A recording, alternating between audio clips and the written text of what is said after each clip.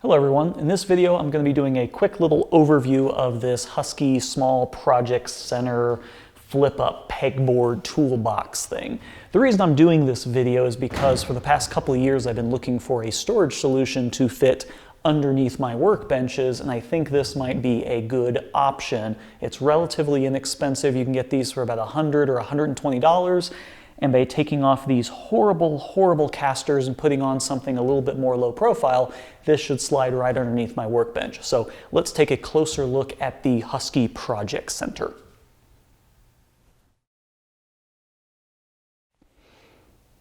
So this was pretty much an impulse buy that I got over the holiday season. It was about $100. Like I said, the standard price is about $120, $129, but you can get these for about $100, and it's reasonably decent quality for $100.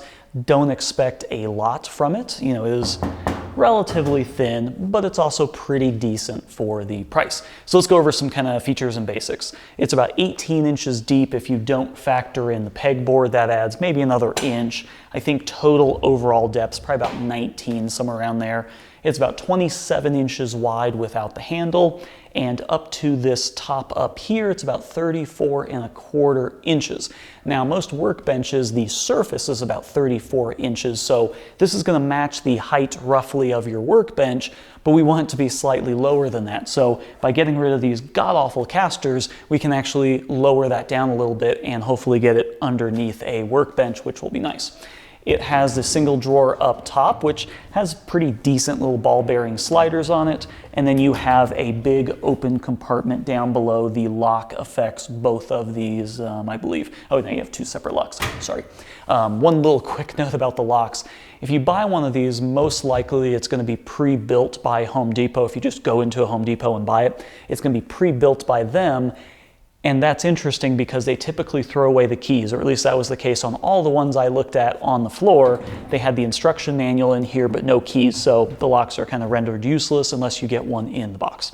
Anyway, about this open compartment down below, it does go down a little bit. It goes down to about this level, and the holes or the nuts for the casters actually come up into this compartment. So you have these little nubs everywhere. So you don't really have a flat bottom to set anything in there. So what I'm going to do is just cut a piece of MDF or plywood and set in there on top of those so I have a nice flat surface. It does not have any kind of shelf here. However, it would be relatively inconsequential to just drill a couple holes in the side for a little angle bracket and put in your own shelf, because these doors open up all the way, so you should be able to angle a board in there and make your own shelf. In addition to that, it has this little mat on the top that slides off, so you could put a piece of wood in here. I think they might even have like some kind of hardwood or bamboo or maple top that can go in here, but you can obviously just cut your own piece for that. And then it has 4 little cubbies in back. Now, if we flip this thing around, the casters are not locked. That's just how they work. You've got this handle over here, and you do have this nice little power strip with 2 USBs. I'm probably not going to use this. I kind of wish they had taken this off and put on nicer casters, but hey, that's just me. But it does have 1, 2, 3, 4 ports, a little reset button, 2 USBs, and a reasonably long cable and a grommet that goes into the inside.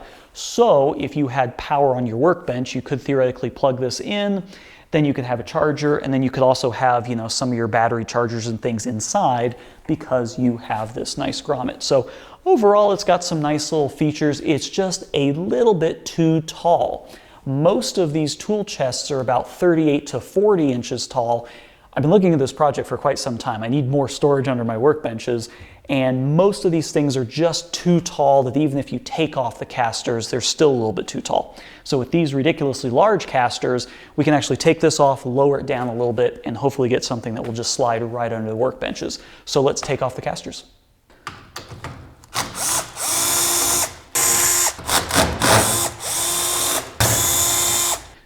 On the bottom of the toolbox, the casters are held in place by these 4 inserts that are kind of pressed into the bottom, and then you have this nice little rib for stability. The casters themselves are 4-inch. They do have this lock You have 2 that swivel and then 2 of them that are fixed. And I don't know what the deal is with these things. It is a hard, solid plastic, so they kind of don't roll well on a concrete floor. There are no bearings. It's just kind of a bushing inside there. I think, yeah, these don't have a bearing either. It's just a bushing. They have a bearing right there.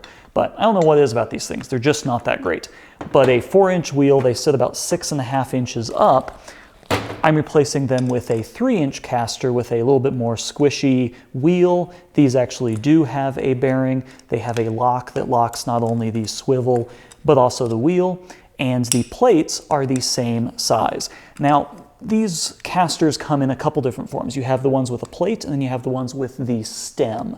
And these have a plate, as you can clearly see, and there's a 3-inch and a 4-inch version, and they have basically the same plate size. So what's really fortunate is they used a standard hole pattern, so these should bolt right in, and they of course are bolted in with these M8 Allen hex screws.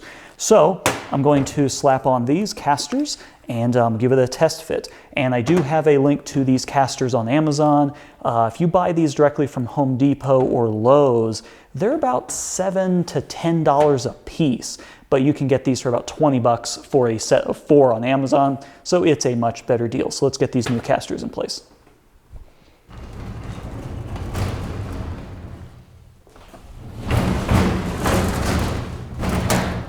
So as you can see, it rolls much better. I really wasn't exaggerating with those last casters. They spin fine, but for some reason, when they're attached to this, they're just awful. And this slides much nicer. Once I have some weight in this, it's gonna be even better. The pegboard still kind of slams against the back a little bit. The next thing to do is I'm going to cut a piece of wood for the bottom, and I might do an extra one just in the future for a shelf. So let me cut one of those and slide that in.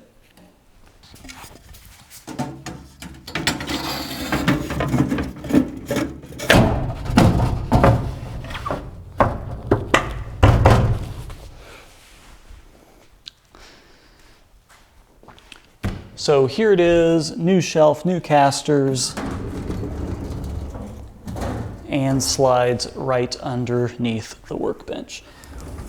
I'll see how this works out. I might end up putting like a handle across here so I can pull it out, kind of more like a drawer, but I'm pretty happy with this because there's just unused space underneath here, so having this go all the way back.